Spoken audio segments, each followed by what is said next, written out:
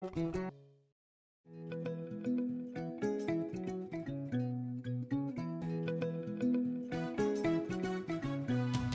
home, I smile when I think of you, Uganda. My home. My home, I dance when I look at you, Uganda. My home, oh my Uganda. I know with you I'll always stay forever. I know, because I feel that we belong together. My home, under the sun so bright, under the moon at night, on my heart, mommy, oh my Uganda. Hey mama, My Uganda, my Uganda, my Uganda, my Uganda. Nikukune, my Uganda. Amari, alemira, my Uganda, nyoe nikugonza. my Uganda, Amina ngojo, Amina ngojo. my Uganda. At MTN, we look forward to starting another exciting journey together to grow our home, Uganda.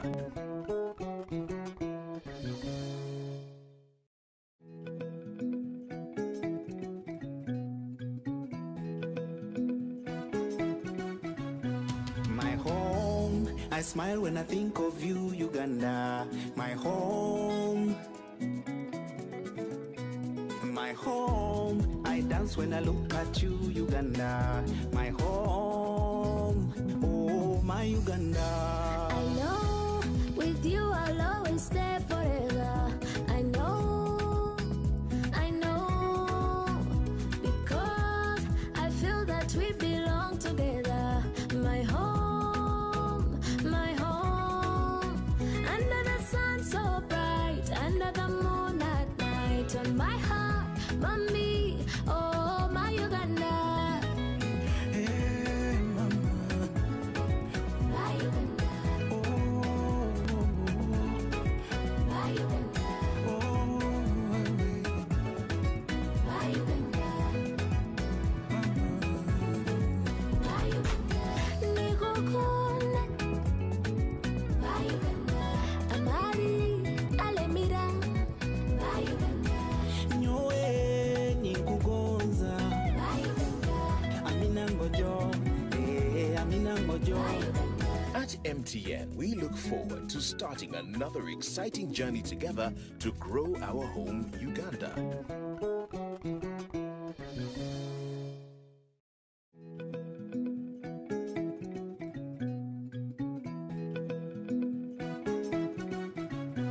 My home, I smile when I think of you, Uganda. My home. My home, I dance when I look at you, Uganda. My home, oh my Uganda. I know with you I'll always stay forever. I know, because I feel that we belong together. My home,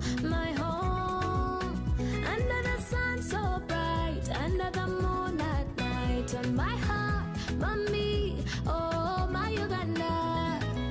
Hey mama, My Uganda, my Uganda, my Uganda, my Uganda. Nikukune, my Uganda. Amari, alemira, my Uganda, nyoe nikugonza. my Uganda, Amina ngojo, Amina ngojo. my Uganda. At MTN, we look forward to starting another exciting journey together to grow our home, Uganda.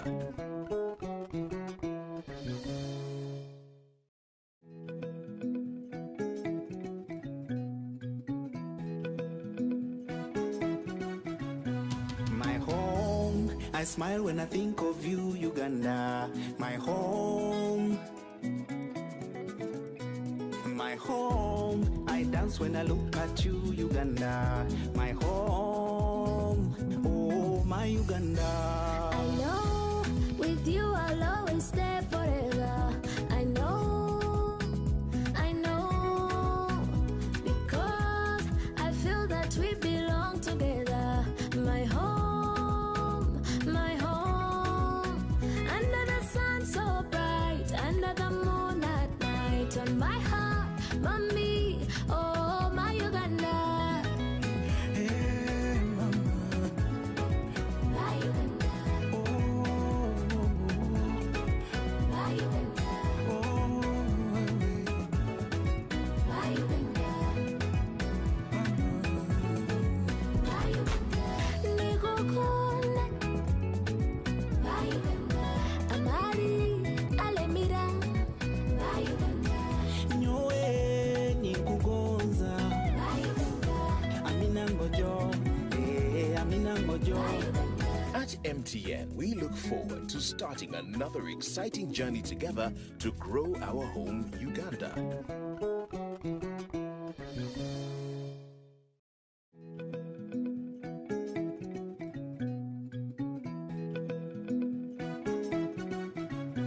My home, I smile when I think of you, Uganda. My home.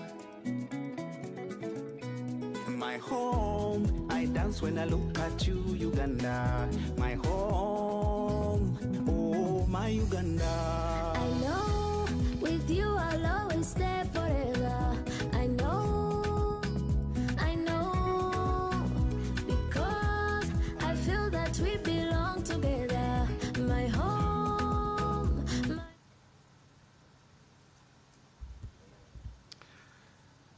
Good morning, ladies and gentlemen. Online, my name is Paul Muganwa. I work with Stanbic/SBG. I am the moderator for this session today. Thank you very much for joining us. This is an opportunity for us to engage. We have about an hour where we will be taking questions from the general public, providing responses and giving as much context as possible about this exciting opportunity. If I could start by introducing a couple of the people in the room. I'll start with Mr. Wim, the CEO of MTN, who's been very popular over the last couple of days, probably one of the most popular Ugandans in social media. Wim, I'm going to attempt something that I've seen many moderators avoid, which is pronounce your surname, Van Helputen. Thank you for joining us, Wim. Morning, everybody. It's a pleasure to interact via social media with all of you. Good morning and welcome. Along with Wim from MTN Uganda, we have Mwami Bugembe, who not only is the CFO of the largest company in Uganda, but is also the nominated and dedicated translator of complicated IPO terms like net asset value, EBITDA, price earnings per share. Mr. Bugembe, welcome. Thank you, Paul. Good morning, all. Such a pleasure. And lastly, we have Anne Juko, the CEO of Stanbic, who is here in capacity as transaction advisor. Good morning and welcome. Great. So, there are a couple of things we want to achieve today. I think we can't assume that everybody has seen the previous communications. So Wim is going to start by laying the land for us, giving us a sense of what this IPO is about and a high-level view of the offer terms. We'll then transition to address some of the questions that we've picked up in social media. The wonderful thing about social media is that it gives you a real-time sense of where the issues are, where the clarifications are required. And the intention is to have a pointed conversation where we address all those issues. And after that, we'll be taking questions from the audience. So, Wim, if I could start with you, sir. Please give us a synopsis of the MTN IPO, the offer terms, and what you think is important for the public to know as a basis. Thank you, Paul. So good morning, everybody. Let me quickly start with giving a very brief overview of, first of all, what is MTN Uganda? Who is MTN Uganda? Of course, you all know we've been in Uganda for 23 years now, telecom operator and mobile money operator. We have about 15 million subscribers. 9 million are doing mobile money. About 4.5 million out of the 15 are also doing mobile data. We have a good network, always room for improvement, I'm sure you all agree with me. Currently we have about 2,500 towers covering 70–80% of the country. The aim is to go to 90% in the years to come. We have about 1,000 dedicated employees working very hard every day to deliver a good customer service to all of you and all of us. So yeah, that's MTN Uganda, you know, in a very brief nutshell. So that's the company that is going for listing. Now, the shareholders of MTN Uganda, the existing current shareholders of MTN Uganda are Mr. Mbire, who's also our chairman, owns 4% of the company, and then MTN International owns 96% of the company. And it is MTN International who has decided to sell 20% of its shares to the general Ugandan public through what we call an IPO, initial public offering. So MTN International is taking 20% of its shares, it's offering it to the public and say, these are shares for sale. The total number of shares of MTN Uganda, the company, is 22.5 billion. It's a lot of shares. And 20% of those shares is 4.5 billion. And MTN International is offering its 4.5 billion shares that belongs to them, is offering them to the market, public offering, and says 200 Uganda shilling for one share. That's the offer they have put out in the initial public offering, or selling 20% of their shares. Now, you can do the maths quickly, and you will understand that 200 Uganda shilling times 4.5 billion equals about 895 billion Uganda shilling. So that is the amount at stake, offer, that MTN International has put on the table and is inviting, proposing to anybody to participate and buy their share, their own share now in the company. Now, how do you do that? How do you participate in the IPO of MTN Uganda? There are several ways, but the most obvious way that we have tried to put in place to make it accessible for everybody, as many people, Ugandans as possible, is we've developed a platform together with the USE, Uganda Securities Exchange, using USSD or using the My MTN app. You can open what is called a virtual stock account, an SCD. It's a virtual account. When you buy your stocks, your shares, you will not be given a piece of paper anymore. You'll be given a notification that those shares are held virtually on your SCD account, which is sitting with the USE. So you'll be able to open your SCD account using your phone, and you'll be able to apply for a number of shares, minimum 500. So meaning 500 shares at 200 shilling, minimum 100,000 shilling. And you can participate, you apply.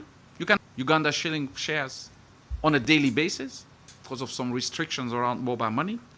And for every 100 shares that you apply for and pay for, you'll get 10 bonus shares. Why are we doing that? Because we want to make the offer attractive. We want to obtain a wide, broad shareholder base.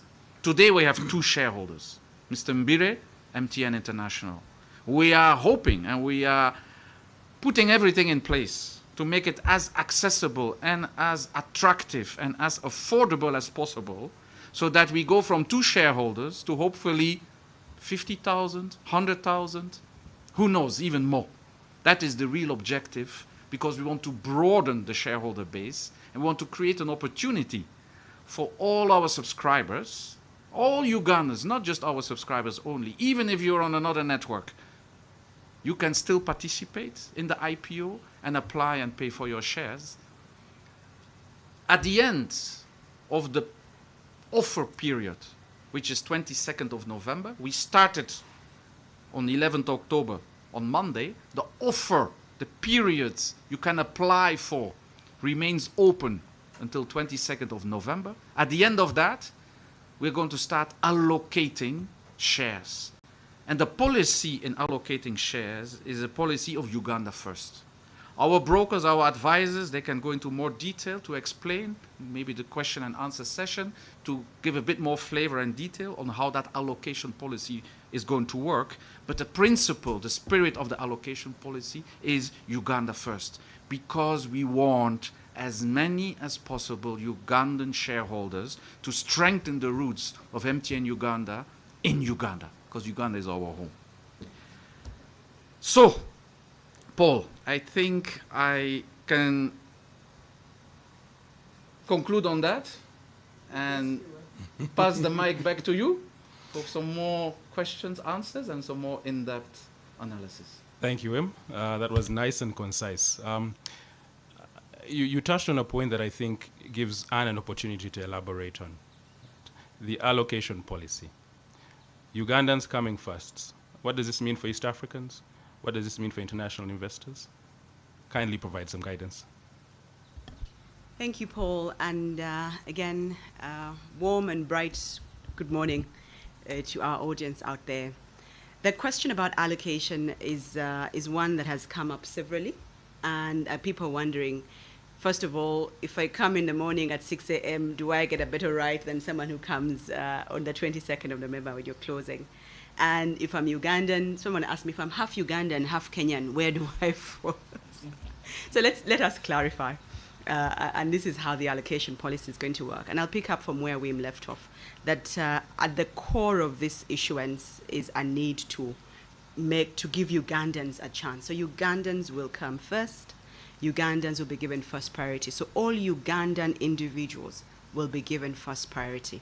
And it's not just to say Ugandans will be given first priority. They're also getting special treatment. That if you're Ugandan and you use the Momo Pay, you get 10 bonus shares for every 100. So it's not just Ugandans first with special privileges that you're enjoying. So Ugandans will be given first. Next, we'll go into Ugandan investors. The Ugandan investors will be the second category. Our professional investors will come second after the individuals are all taken care of. And then after that, we go to East Africans, both individuals and professional investors. And lastly, we'll open to the rest of the globe. And any other international investors who are interested will then be given some share, will be allocated some shares. I hope that clarifies. If any remain. If there's any remaining. In fact, if Wim had his way, it will remain here. Thank you, Anne. I think that's clear. So I think we've established the foundation. There's a good sense from what has been communicated thus far on what the key offer terms are. And now we can transition into some of the more pointed questions, some of the things that we've seen in social media requiring clarification. So Wim, the first question for you. Right? You've touched on it slightly, but it's worth reiterating. Why is MTN Uganda listing? Thanks, Paul. So in 2018, our existing 20-year second national operator license expired, and we entered into discussions with the UCC to renew, extend our license, which were concluded 1st of July 2020. A new license to operate for 12 years. We paid $100 million to obtain that operating license. And one of the conditions in that license is that the company, MTN Uganda, committing to list at least 20% of its shares on the USE, Uganda Securities Exchange. There are other obligations in that license. I've spoken about expanding our network, building more sites, covering the entire Uganda so that everybody in Uganda can connect to the network and benefit from our services. But the obligation of listing is embedded in our license. Now, when you have an obligation, you have to comply and you have to do it. And we're doing it at the latest. We're expected to go on listing by June next year. Now, there are two ways of looking at an obligation. You can feel sad and say, oh, I don't want, what is this, I have to. You know, it's like your kid. There are two types of children. Everybody has to go to school. But there are some who like going to school, and an obligation becomes fun and opportunity, and they enjoy it. And then you have the other children who have to go to school, and they don't like it. For us, they told us, you have to list, and we like it. Because we looked at it, and we understood that this is an opportunity for the company to widen its shareholder base. And it's important. You know, when you have a tree, which tree do you think is more solid? The one with just one or two roots in the soil? The storm, wind, boom, the tree will fall over. We want an MTN Uganda tree with thousands and thousands and thousands of roots embedded in the soil so that we have a solid tree. And we want everybody who wants to participate in the success of the company to give them an opportunity to participate and to be part of the success story of the company. We have been successful for 23 years. With what we are doing, we are confident that we will even be more successful in the 15, 20 years ahead of us. So we want to create that opportunity. Yes, it was an obligation, but we have turned it into an opportunity for everybody, every Ugandan, to be part of this story. Thank you, Wim.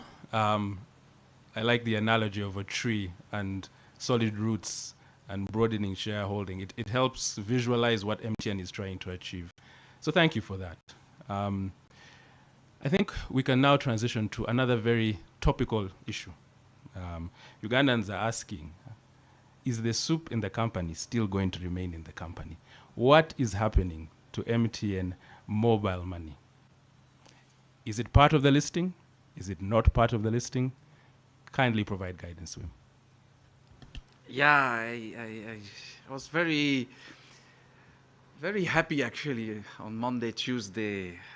Our listing has not gone unnoticed on social media. Okay, and the question and the concern around mobile money being part of it are very genuine, and they show that people have understood what the value of the company is and what the value of mobile money within MTN Uganda is.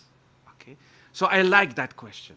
I felt like, yes, people are asking the right questions. So I can answer it, I hope, to clarify any concern.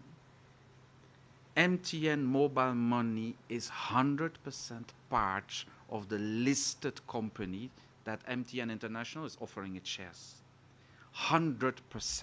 Yes, the mobile money activity is operated out of a company called MTN Uganda Mobile Money Limited. We had to create that company, a legal entity, to comply with the obligations, the regulations that came on the NPS in September last year, the National Payment System Act, that required us to create a company that is now governed and regulated directly by BOU. Before, mobile money was done, through a non-objection from the BOU given to Stanbic.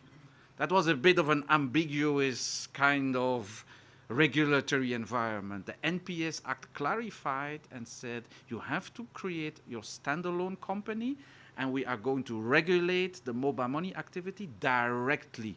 You, MTN, we're going to regulate mobile money directly, no longer through Stanbic. But that MTN mobile money company belongs 100% to MTN Uganda Limited, the company that is listing. So if you buy your share in MTN Uganda Limited, you also own your share in the mobile money company, 100%. So all the economic benefit that comes out of the mobile money company goes back to MTN Uganda Limited, in which you have your share. Thank you, Wim. That is, I think, and I hope, as clear as it possibly could be for the general public. So I think we can transition now to the more financial considerations for the IPO. We've seen queries about the prospects of the business. We've seen queries about the profitability of the business. Profitability is a function of revenue and costs. And so I think a good place to start, and this goes to you again, Wim, is what are your thoughts and what would you like to share with the general public about the drivers of your performance, and we can define performance as revenue? Thanks, Paul. So I think our audience, they are well-educated investors. They understand what a share is. When you buy a share of a company today, you're buying into the future of that company. You buy a share today because you believe, you're convinced, you've done your analysis, you've done your research, you've listened to the right advice, you believe, you're convinced that the company you're buying into will be better, bigger, and more profitable in 5 or 10 years from now than it is today. You buy into the future. You buy into what can be and will be, hopefully, the company in a few years from now. You're not buying just a company as it is today. You're buying into what it can be and should be and will be in future. Now, the growth, because that is the key word when you go for a stock. You buy the stock today because you're convinced that in future the company is going to grow. The revenue, the top line is going to grow. And if the top line grows, the bottom line should also grow if the company is well managed. So why are we convinced? Why are we confident that we can go into the market and say our top line is going to continue to grow? There are 4 reasons, actually 5, that we are convinced. But you will have to make your own assessment and your own decision on whether you believe what we are telling you or whether you have maybe better information that can guide you to a different decision. That is your decision. But we as management, we believe there are 5 reasons. 1, the historical performance of the company. We have a track record of success. We've been constantly growing more than around 10% and more on revenue top line year after year. Is that a guarantee that we will continue growing at the same rate? No. But if you haven't been able to show it to you in the past, it becomes very difficult to believe that all of a sudden you're going to be able to do it in the future. At least we have a track record of evidence. It's in the prospectus. Andrew, the CFO, will take you through. There's a track record of performance in the past. Not a guarantee for the future, but at least there is evidence that you have already done it in the past. That's 1. 2, we are operating in a country that is amazing. Uganda is my home, and I love my home. There are 2 unique features on investing in Uganda, especially when it comes to investing in fast-moving consumer goods like airtime, data, mobile money. 1, the population growth. Today, we have 20 million Ugandans that are adult, 18 years and above. In 10 years from now, the demographics, I'm not inventing, you just take any demographic analysis, statistics, they will tell you in 10 years from now, we will be 35 million adults in Uganda. 20 million today, 35 at least in 10 years from now. The more population we have, the more customers we should be able to get. Today, 15 million customers out of 20 million adult population. You do the maths, you make your own assessment. Will MTN be able to grow from 15 million to 20 to 20, 30 million? If the population wouldn't be growing, it would have been a challenge. If the population is growing, and we know the children who are 12 years today, they will be 22 in 10 years from now.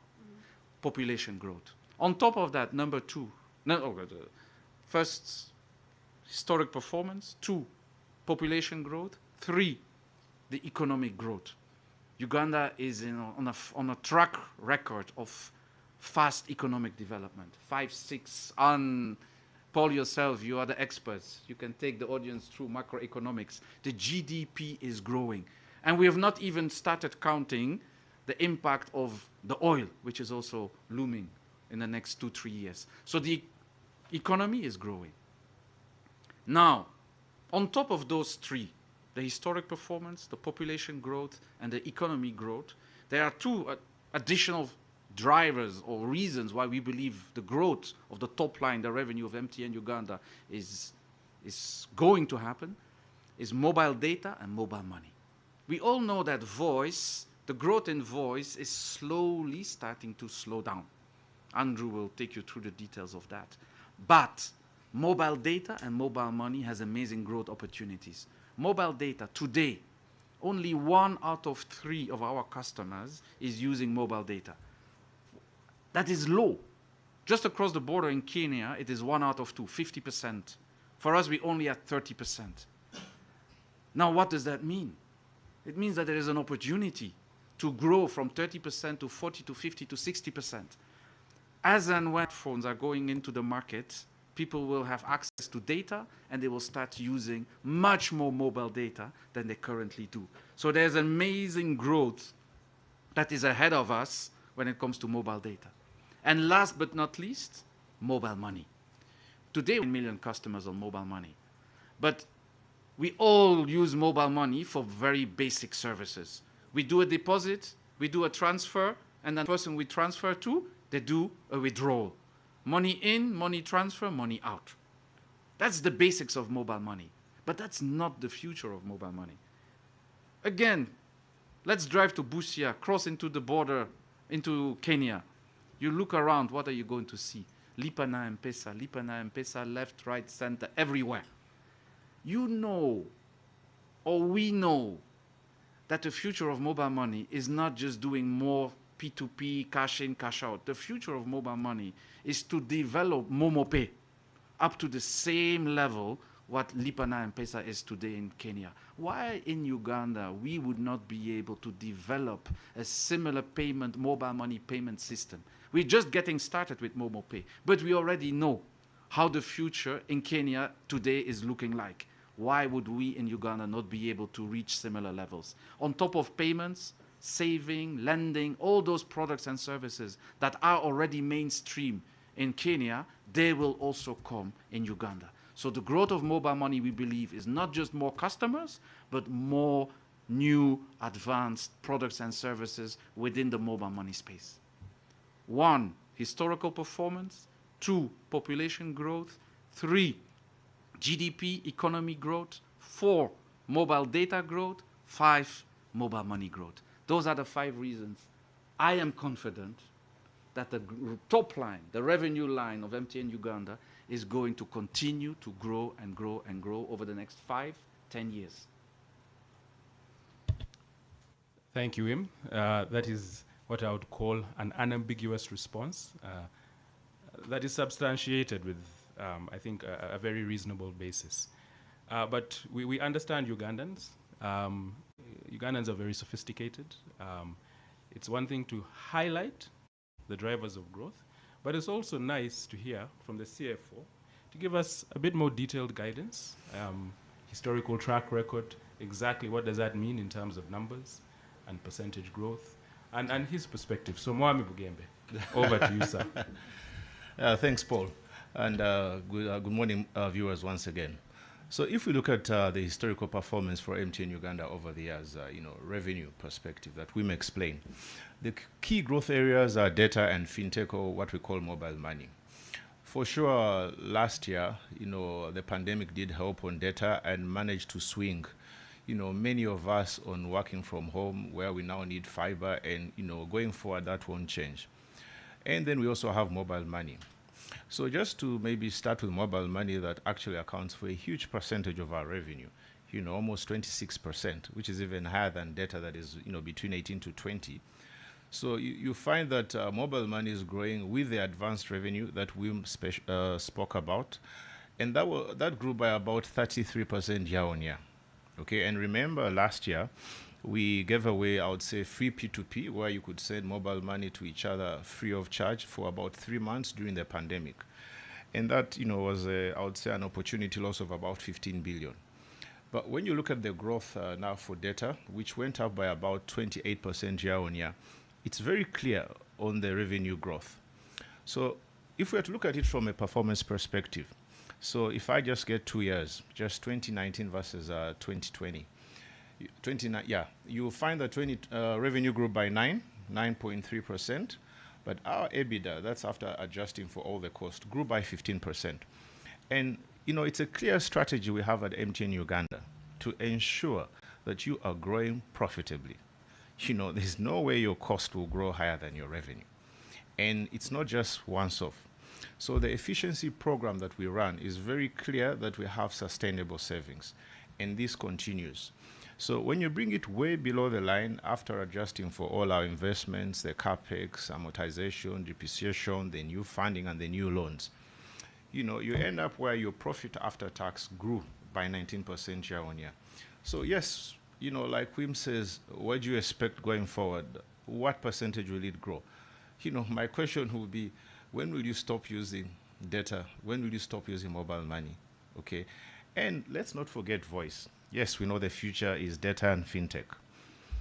But in Uganda, you'll find, like for MTN last year, over 50% of our revenues were voice. Yes, growing at a declining rate, but in absolute terms, still growing at over 4%. And we need to remember why. We have the future phone, where over 50% of the phones in Uganda are not smart, meaning you can't use 3G or 4G. You still 2G, basically voice. So the opportunities as the data penetration increases, in Uganda, there's just 26%. Mobile penetration, the number of people with phones are 61%. Many of us, or many of you, have more than one phone. Real penetration is low. So what's the opportunity? When you look at our peers within the region, they are ahead. When you go to the data penetration, they are ahead. When we go to the fintech, we are there. Personally, we're almost scratching the surface in form of opportunity of what we can do to scale up. Thanks, Paul. Thank you, Andrew. Okay. We've engaged on EBITDA. I would like to hear the Luganda translation for that. But I think the point that is worth spending a bit more time is operational costs, right?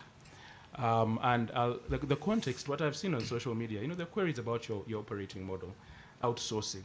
What does it mean? Some people think it's an expensive model. So maybe just a bit of color, since you manage those costs. Yeah, thanks, Paul, once again. Okay, that's a very interesting question. And actually, it speaks directly to when we speak about our efficiency program. So I'll give an example when we say we outsource.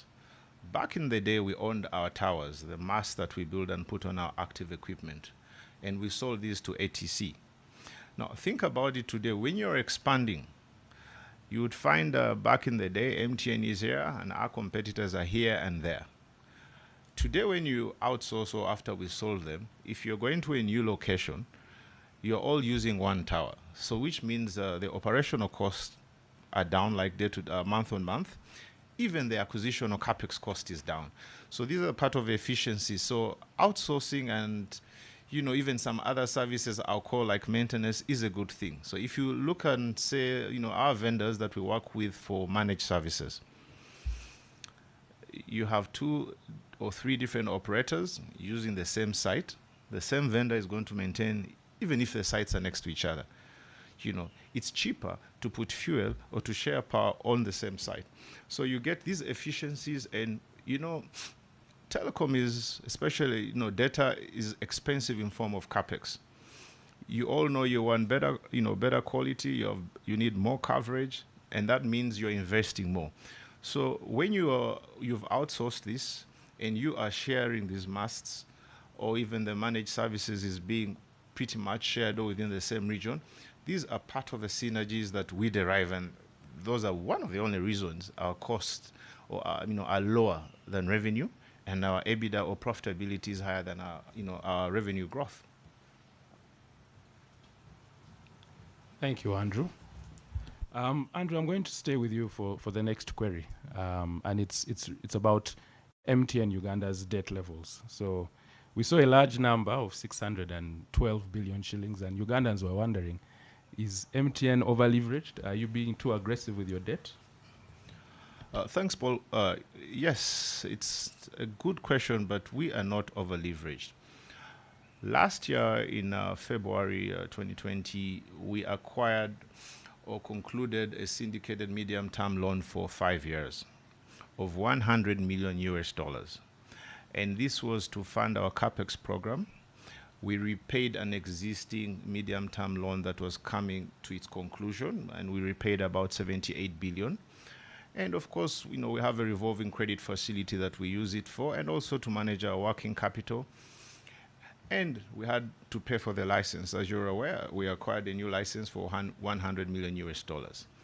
As at the end of December 2020, our debt was only 388 billion. You see, now, the figure that might be here that others are quoting could be, they are including what you call IFRS 16 finance lease liability. And in simple terms, it's like if I am going to rent, a couple of towers over 10 years, even if we pay quarterly in advance, you need to recognize that discounted liability of 10 years today. And well, if one includes that as debt, it's not like you've borrowed money. If we look at old school real debt, it's only 388 billion. And, are we over leveraged? No. And part of the debt, like I say, has a revolving facility of 110 billion that we use as and when we want. But, if you want to compare it in another way, okay, 388 billion is our debt. Our profit after tax, last year was about 320. We are forecasting this year 322, 325. If you exclude once-off, 360, 380. So, and our debt of 388 is repayable over 5 years. And then lastly, think about it. How do you fund a business? You fund a business through debt or equity? Debt is long-term. The investment and towers we're putting through is long-term. So it makes sense to, get your debt to fund the long-term, to avoid, any calling on shareholders to bring money to invest instead of paying them dividend. So actually having debt is a very nice thing. The risk is, are you over-leveraged? No, we are not. And, and this debt, thanks, Wim, for that reminder, part of our debt is in Uganda shillings. 46% of that as of end of last year, which was $49.4 million, is in USD. Why? Because you have CapEx that you are paying in USD, and the rest of the debt is in Uganda shillings to cushion our forex exposure. And of course, the banks must be happy. It's, we're supporting our own economy. So it's a good thing to borrow. People worry about debt, but you always use other people's money to grow and less of your own. Thanks. Thank you, Andrew. Anne, can you substantiate that? Are the banks enjoying? So it's a very, very, very bold statement by Mr. Mwami Bugembe. Yeah, I think you take it for two things I want to add to Mr. Bugembe's piece. One is it's part of the policy to create value where you exist. So it's part of a shared value that when you do borrow from local banks, you're creating employment, you're supporting the local economy, and you're deepening the financial sector in the country where you operate. So it's a good thing. But the other part I always wanted to talk about on this matter is when you look at debt, you don't look at debt as an absolute number. Debt, especially in a corporate size, is looked at as a ratio in comparison to the rest of the business. So if me, Juko, I have a debt of $100 million, be worried. Because compared to my personal balance sheet and $100 million, it's a cause for concern. But you look at the company and look at the debt to EBITDA ratios to say, in the context of this company, how leveraged are they? So I would urge the members of the public not look at debt as an absolute number, but as a ratio or to the rest of the of MTN's balance sheet, but also in comparison to other entities in the same industry. Because these industry trends are such that the companies, the industries that are capital intensive, and therefore you need to borrow, and there are those that are not. So look at MTN's debt in comparison to other players in the market. It will give you better perspective, as opposed to just focusing, oh my goodness, it's 600 billion Uganda shillings. You never look at debt as an absolute number. Maybe if you're talking about ratios, 300 and, what is it now, 80 billion, right, compared to the value of the company, which is 4.5 trillion, yes. That's 8%. Okay, so it's like owning a big house somewhere in Kololo that is worth $1 billion shilling, and you have 80 million shilling debt, 8% of the value of the company. There is no way you can claim that that would be over-leveraged. And I think we will put out some information on this on the website to clarify and guide the members of the public on how to look at the debt position. It is never an absolute number. It is in comparison to the rest of the company. Thank you very much for that question. And maybe just to add, context and put the real ratios, like, Anne mentioned, it's true. There are two main covenants. You look at your net debt to EBITDA ratio, where you shouldn't. It's just 2.5, less than 2.5, and as of December last year, we're just 1%. If you look at your debt service coverage ratio, I mean the ability to service your debt that they are talking about, should be greater than 1.5. For MTN Uganda, as of December, was 4.5. Speaking to exactly what's my debt, what's the size, and that's what you really need to look at, is can you afford to pay the debt? And remember, this debt, with the interest is tax allowable, so it's even tax efficient compared to, asking shareholders to put in more money to fund future capex expansion. Thanks, Paul. Thank you, Andrew and Wim, for those responses. I think there's clarity now, and whatever additional information needs to be put in the public domain will be put there. Mr. Bugembe, I'm disappointed you still haven't given me the Luganda word for EBITDA. This session cannot end without that translation. I am waiting for it, sir. All right, we're shifting gears a little bit. We have just under 20 minutes left. There's some questions coming in from the gallery, and we'll get to them, ladies and gentlemen. Wim, there are some queries about the ownership, the current ownership of MTN Uganda. I think there was a desire to understand who is the current and 96% owner, and hopefully to be 76% shareholder after the IPO. Yeah, thanks, Paul, for that question. So MTN Uganda, 4% Mr. Mbire, 96% MTN International. Now, MTN International is a listed company on the Johannesburg Stock Exchange, okay, for many years, 20 years or more, I think we have been listed. So it is a public company, just like MTN Uganda will be. MTN International already has been for the last 20 years. So there is no one big single shareholder who owns somewhere, ever, Cape Town, I don't know, who owns MTN International, okay? The single biggest shareholder on the stock exchange, own shares, is called the PIC. They own 22% of MTN International. And the PIC, for our friends online, is the South African version of the NSSF. Okay? So it is millions of South African workers, employees, that through their social security fund own 22% of MTN International as the single biggest shareholder. Of course, there are other shareholders. There's a company out of Lebanon who owns like 6-7%. And there's a whole group of other South African, but also American, European, Asian investment funds, pension funds.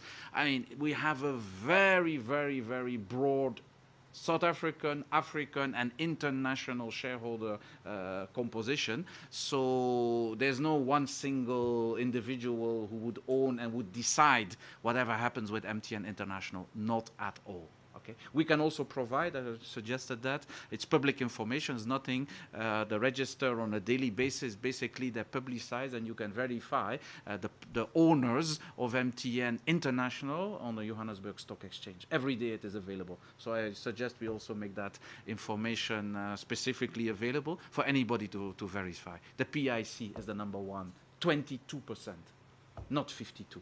They don't have absolute majority. They are 22 and they are the biggest. Thank you, Wim. So you received quite a bit of information this morning. A lot of what has been spoken to is reflected in the prospectus. I know many Ugandans have downloaded it, are consuming the information, are seeking clarifications. For those that haven't, please do. There is a long-form version, there's an abridged version, and these conversations become so much richer if you've had an opportunity to at least appraise some of the information in there. So now we transition, we start taking some questions from the participants online. The first question from Mr. Timothy Kadja. Would the numbers of shares affect when someone gets dividends, if any? Right? And he goes further to give an example. If I buy 500 shares and MTN makes profits in a year, will I be instantly accorded dividends in that financial year? I think, Mr. Bugembe, maybe we can talk about the dividend policy. Thanks, Paul. Obviously, if the number of shares you hold and dividend is declared and paid, yes, the more shares you hold, the more dividend you'll get. That's for sure. You can work it out in another way of, how much dividend per share will you get. So the more, the better for sure.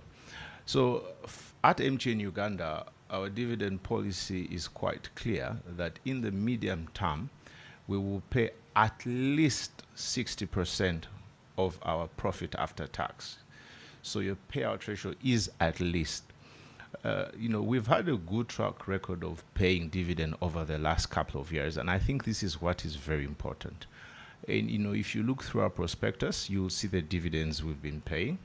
A little flat in 2020 because we had to fund the license fee of 100 million US dollars, but more, and we've paid some interim which you can find in the prospectus, and we'll continue. So we principally pay 3 times in a year. So you have your interim payments and then the final at the end of the year.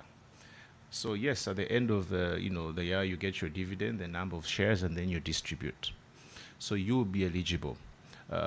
What I can be clear, obviously, is because we've paid some interim dividends already. So, of course, at the end of the year, when we declare the final dividend, yes, it will be distributed among all shareholders. Okay, obviously, if we had listed earlier and we had paid, it would be more. But, if we successfully list at the end of the year, what you expect at the end of the year, if we declare a final dividend, depending on which amount, will not be the same as next year when you are a shareholder and you're able to enjoy the full benefit. Thank you, Andrew. Paul, can I add, Yes, from a caution point of view, that there are no guarantees. And it's very important. The characteristics of shares but Andrew and Wim cannot sit here and tell you exactly how much dividends they'll pay you on a particular date. What they can guarantee that the company will be run according to international standards and that they will work hard to make sure that their growth aspirations are met. But there are no guarantees. And the price of the share can move up or down depending on, first, the company performance, but also the market factors that are surrounding the company. I think it's very important for our viewers to know that this is not, Ugandans like to use the word sure deal. But when you deal in equities, you cannot use a word like sure deal. You take historical records, you take best effort, but you cannot guarantee. So when you make the investment decision, it has got to be well considered and thought through, understanding the risk characteristics of this particular asset class that you're choosing to invest in. Thank you, Anne. I think that's a very important point. It is for all investors to remember that they are responsible for the decision to invest, and they should equip themselves with as much information as possible. So, next question. Shamim Nantambi. I think this is for you, Anne. What chances does an individual investor with only 100,000 have against the dominant investors like NSSF and Stanbic Bank Uganda? Are you buying our shares? Are you investing? Let me first by clarifying that the Financial Institutions Act does not permit Stanbic Bank Uganda to invest in shares. So we as Stanbic Bank will not be buying, but we are advising. And I think it's important to clarify our role in this. We're not taking depositors' money and buying shares of MTN. No.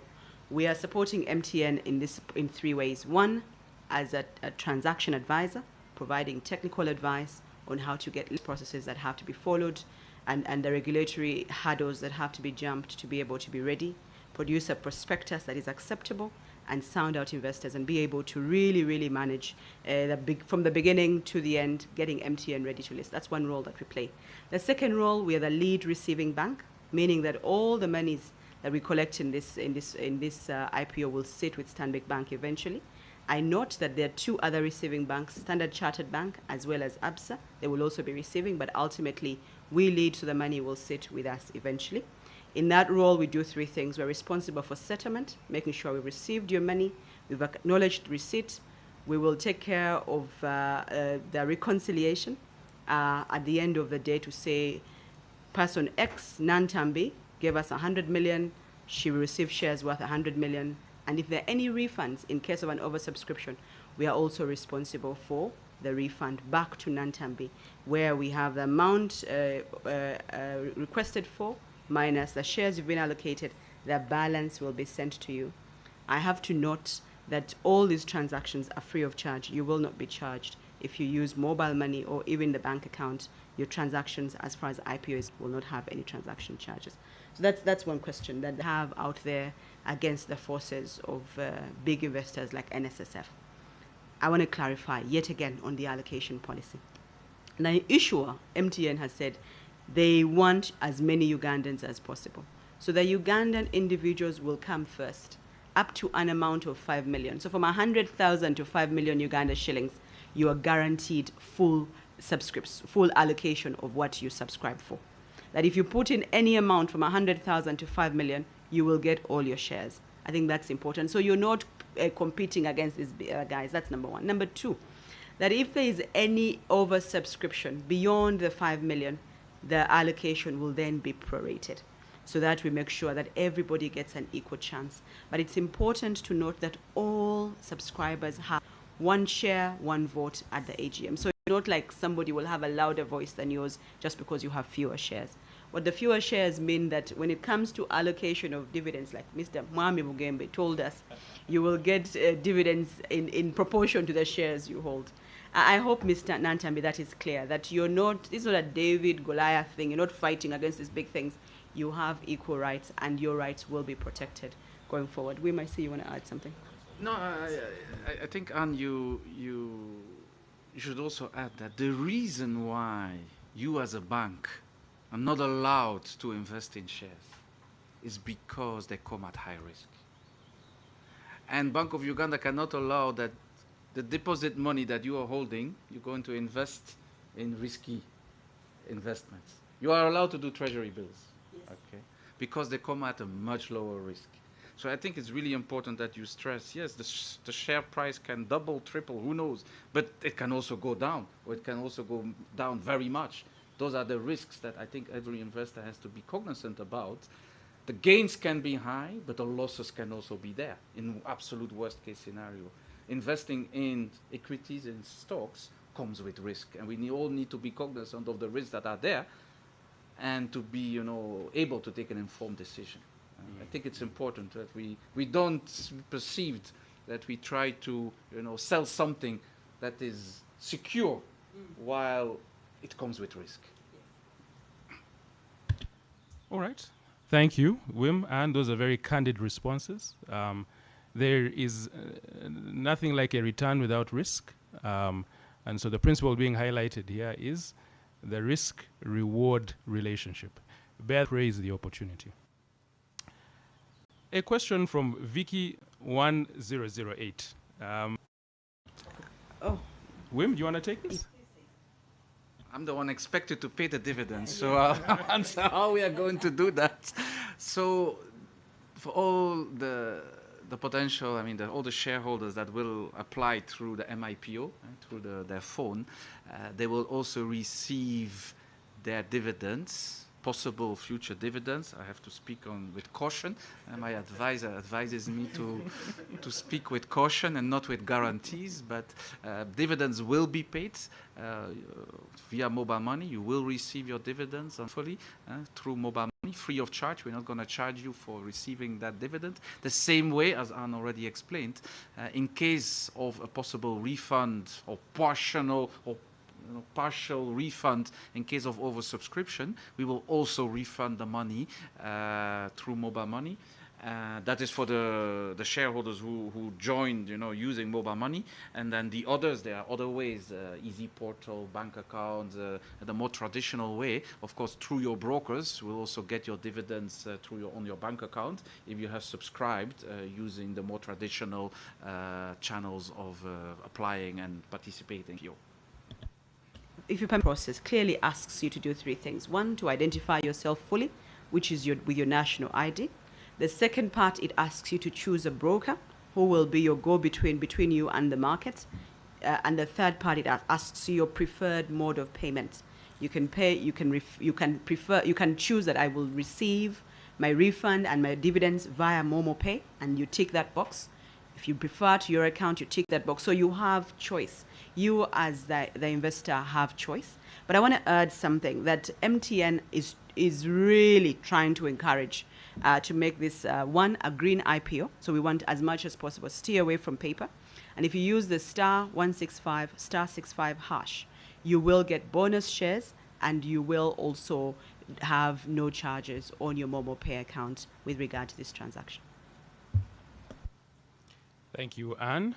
The questions are coming in. I see we have 2 minutes. Hopefully, our Chief Whip's managing time allow us to go slightly over 11 o'clock, because these are good questions. So a query from Arthur Amaraho. Okay. At what point would you say MTN Uganda IPO has been oversubscribed, or vice versa, and what are the implications? So the offer size that we have will inform what is full subscription and our over. So the offer size is, and Arthur, I want to say these numbers slowly so you get them. We're looking to raise 895 billion, 561 million, 769,600. So 890. If we are able to get subscription of up to 895 billion, we will consider this IPO fully subscribed. Any amount above that means it's oversubscribed. Any amount below that means it's undersubscribed. If it's oversubscribed, we will defer to the allocation policy that clearly says Uganda million shillings, and then the rest is prorated after that. I hope that clarifies. It does, Anne. Thank you very much. One additional point to include, those shares, the 4.5 billion shares, includes incentive shares. Right? So that's the total offering for both the shares that are being sold and the bonus shares that are being allocated. Okay, a slight shift in gears now. I think this is a query for you, Wim, from Sophia Mukasa. What plans do you have to capture and keep the almost 1 million new 18-year-olds, new adults per year, onto this network, from when they can own their own SIM card to when they can use more of your services?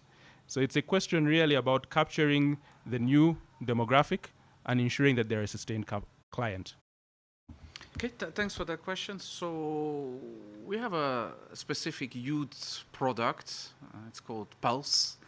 Okay, so we already have been, investing in that particular segment, making it, aspirational. The marketing people will call it an aspirational brand, because you want to aspire to that brand. So Pulse Pulse is our youth brand. We have launched about, what, 3 years ago now. We are building that property, that emotional connection, you know, to Pulse, Pulsar.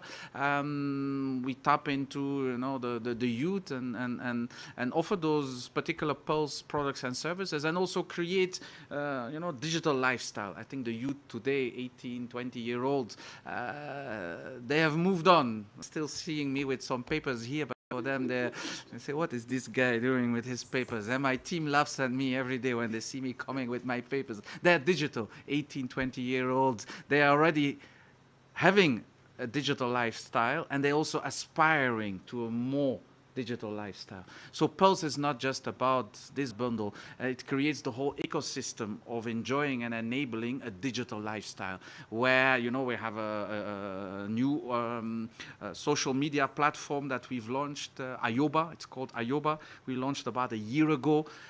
This is, you know, a platform where youth you know, can find themselves, can interact, can get information. It's a platform, you know, that really aspires to enable anybody, not just the ones who are youth, but also the ones who feel that they're still youth, and they can join and they can really, you know, enable and live the digital lifestyle that I think is one of our key objectives as a company, to enable so that everybody can really benefit from the digital life that, you know, should be available to every Ugandan.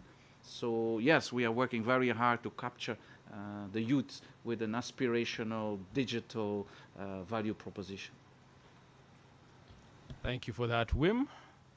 The next question, I think, is between you and I, and we'll have to address this one. It's a question from Mr. Ampere Godwin. Who qualifies as a Ugandan professional investor? Do investment clubs, circles qualify as such? Should I take that? All right. So the definition of a professional investor is captured in the prospectus. And I'll summarize it as follows. It is any investor whose normal course of business is buying and selling instruments of a similar nature. So a good example is the NSSF. Is a professional investor.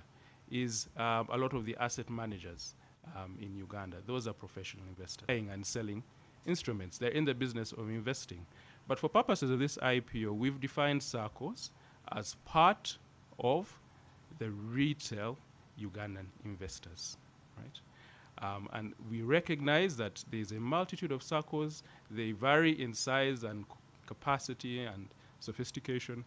And trying to define all of them as professional investors, I think would detract from the spirit of the offer, right? If in doubt, there's a reason why brokers are part and parcel of this process. A broker can provide you with very specific, very clear guidance on which category any particular legal entity falls into. Maybe, Paul, if you allow me, I also need to further clarify something around the MIPO and the customers that are eligible to use the MIPO. Those are individuals. You have to be registered with your national ID as an MTN Uganda subscriber, for which we have your KYC. Remember the SIM registration exercise we went through a few years ago. So the MTN Uganda eligible to participate in the IPO through the phone, the MIPO, have been and have to be registered with a national ID as an MTN Uganda subscriber. If, for whatever reason, we still have 1 or 2 million customers for which we have the NIN, 197, remember, star 197, and you had to submit your NIN to be compliant, but in our database, you still exist with your national, not your national ID, but with your passport or with other identification documents that were okay many years ago when you bought your SIM card. Come to an MTN service center, upgrade your KYC in our database with the national ID, and then you will be able to participate on the MIPO and benefit from the 10 for 100 bonus shares. I think that's important that we stress that. I'm getting some queries from people say, you've excluded me. I can't get my SCD account using the phone. Most likely the reason is that you have not been registered in our database with your national ID. You are compliant for the UCC. That's why your line is working, because we have your NIN, but we don't have a copy of your national ID in our database. Come to a service center, upgrade your KYC, and you will be able to benefit from the MIPO offer. Thank you, Wim. That's a very important clarification. So, ladies and gentlemen, I know there are other questions on the forum. This won't be the last time that you have an opportunity to engage management. And we shall make it a point to see how we can address each of those questions. I'd like to bring this session to a close. I'd like to start off by thanking the online audience. You have been participating quite actively, seeing from the types of questions that have been asked. And you're doing your research. You are reading the prospectus. You're asking the right questions. You're keeping us all on our toes, which is excellent, because it means that you're getting the right information. My job was to moderate, but I would like to hand over to Mr. Wim to say goodbye to you as the CEO of the issuer. Thank you, Paul, and thanks the wide audience that has followed us on social online this morning. As I said in the beginning, Uganda is home, MTN Uganda home. We have been here for 23 years. We are going nowhere. We want to stay as long as possible, at least another 23. That's the minimum, I would say. So Uganda is our home. We want to broaden the roots of our three. We want to make sure with this offer that as many Ugandan, our customers, but not limited to our customers. If you're on another network, okay, it's fine. I'm sure you will appreciate that ours is as good or maybe better, but you are not excluded. You can also participate. You don't have to be a customer to participate. Of course, if you are, you get through the MIPO some 10 bonus shares for 100. If you are not and you're Ugandan, you still get 5 for 100, but you will not be able to use your phone as long as you're not our customer. So we really want large participation, as many as possible, because we believe that sharing value, the value that we have created in the past, and that we are confident that we will continue creating in the future. We want to share it with all of you so that we are embedded and that our tree is strong and the roots are strong. So on that note, I hope I can welcome you as our new shareholders in the near future. You'll be my boss. You'll have a word to say. There is what we call the annual general meeting where all the shareholders, whether you have participated for 100,000 shilling or 100 million or whatever billions, you as a shareholder, whatever number of shares you're holding, you will be allowed entrance, not in a room, because I don't think we'll be able to accommodate all our shareholders in one room. We will probably have to have Nambole or at least maybe, Kololo airstrip. We can accommodate 20,000 runners for our marathon. I suppose we can also accommodate 20 or more thousand shareholders, but we will allow you in at the annual general meeting, and you will have your word to say as a shareholder. So you'll become my boss. I'm really looking forward to that. And on that note, I don't know, Andrew, Anne, you want to make final comment? Maybe caution for the risk, as usual. No, I am not the party pooper, but I want to thank you all for taking the time to educate yourselves on what promises to be a historic transaction. This transaction is unique in many ways, and I urge you, take the time, read, so that you can, when you make the decision to participate, you know why you're participating. First, it's climate friendly. It's a green IPO, the biggest in size we've had in the history of the BOS. It comes with the democratization that anyone, anywhere, anybody, anywhere in Uganda and Kenya and Tanzania will be able to participate. And last but not least, it is a chance to grow. It is a chance to widen your base. It's a chance to think about, as a country, we suffer from anemic saving culture. So this is one way in which you can put money aside. What Wim didn't mention is that on his platform, you can buy for yourself, you can buy in trust for your children, you can buy for your wife or your husband, or even anybody else. You can buy up to 5 trust accounts onto the MIPO. So between now and the 22nd of November, ask as many questions as you can. consult, attend forums like this so that at the end of the day, you have made an informed decision and you're able to participate. Thank you very much. We remain available, service centers, Stanbic branches, and all the other brokers to attend to your queries or any questions you may have. Paul, if I may, I just realized that we haven't mentioned something very important. We are organizing 200 roadshows in the next 5.5 weeks. The clock is already ticking, eh? The 6 weeks. So we are 5.5 weeks until the 22nd of November. So for the next 5.5 weeks, we're organizing more than 200 roadshows in Kampala, but also up country. We are heading up country, I think 25th of October, with 5 teams. Executive management of MTN Uganda will be personally involved. We're going to all the corners of the country, the east, north, west, southwest, and central. So 5 teams for full 2 weeks will be all over the country, more than 200 engagements, physical. We also having, like this, virtual engagements, another 100 or so that are planned.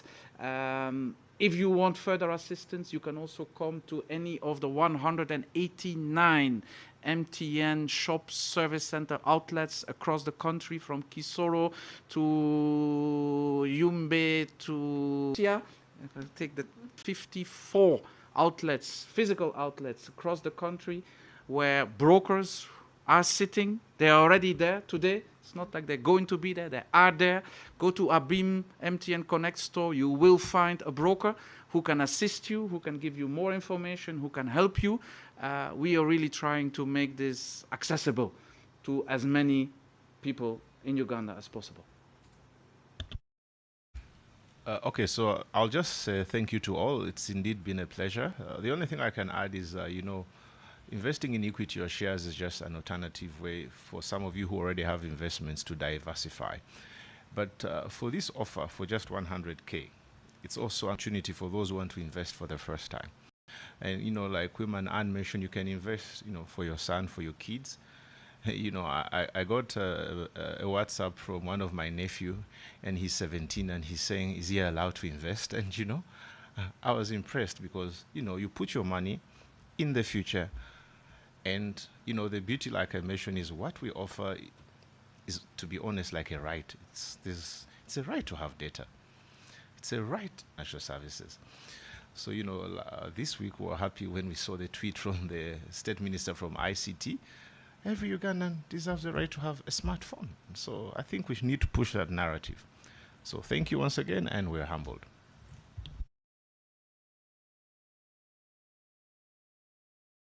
Another goodbye from me. Goodbye, ladies and gentlemen. Thank you for your attendance. Have a lovely day. Thank you.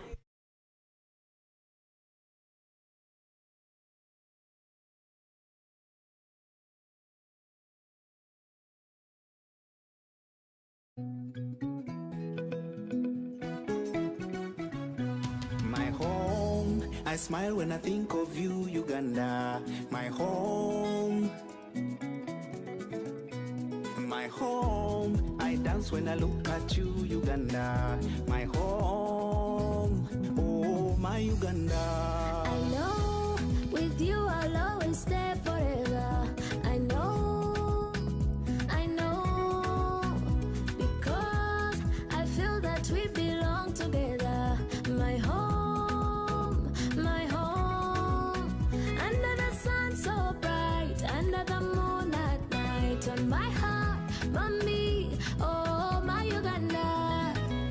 Hey, mama. My Uganda, my Uganda, my Uganda, my Uganda. Nigokone, my Uganda. Amari, alemira, my Uganda, Nyoe ni kugonza. my Uganda, Amina ngojo, Amina ngojo. my Uganda. At MTN, we look forward to starting another exciting journey together to grow our home, Uganda.